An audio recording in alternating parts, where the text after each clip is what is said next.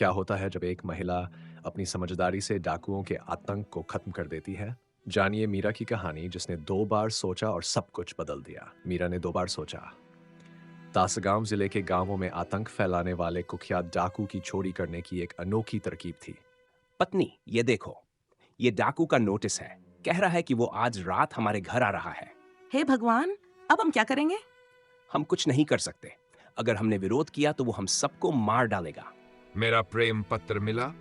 हाँ हाँ, अब अपने सारे कीमती सामान सौंप दो। घर की अच्छे से तलाशी लो, कहीं इन्होंने कुछ छुपा न रखा हो। तो और इस तरह गांव वाले लगातार दुख सहते रहे, जब तक एक दिन गोविंद और उसकी पत्नी मीरा को एक पत्र नहीं मिला। अरे, हमारे साथ अब क्या होगा?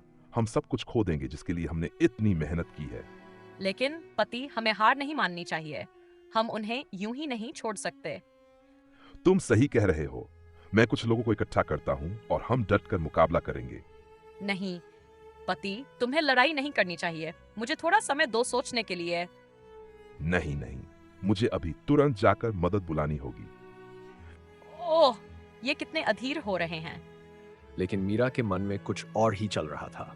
गणपत, जल्दी से बाजार जाओ और 10 आदमियों के लिए एक शानदार भोजन बनाने के लिए जरूरी सामान खरीद लाओ। खाना ठीक आधी रात को गर्म गर्म परोसने के लिए तैयार होना चाहिए। जी हाँ मैडम।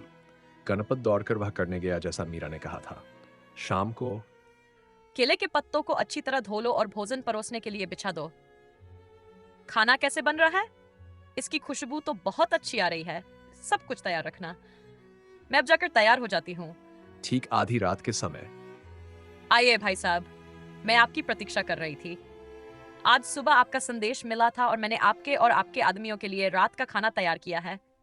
कहीं ये कोई चाल तो नहीं? नहीं भाई। मैं तुम्हें चेतावनी दे रहा हूं। तुम्हारा मूर्ख पति और कुछ लोग रास्ते में हमें घात लगाकर पकड़ने की कोशिश कर रहे थे।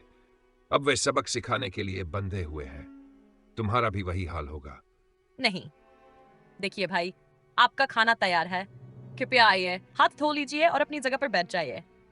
गणपत, हमारे आदरणीय मेहमानों को खाना परोसना शुरू करो। और फिर मैं वाकई बहुत भूखा हूं, लेकिन पहले उस कुत्ते को खाना खिला दूं। कौन जाने खाना जहर मिला हो। आइए भाई, अपना भोजन शुरू कीजिए। कुत्ते ने अपनी जीभ से पत्ते को चाटकर खाली कर दिया। थोड़ी देर में और लीजिए ना भाई। और बाद में अब आप हाथ धो सकते हैं। और अब भाई, मैं आपको वो दूंगी जिसके लिए आप आए हैं। लीजिए, इस थाल में हमारे सारे कीमती सामान हैं। आप इन्हें ले सकते हैं। क्या औरत है!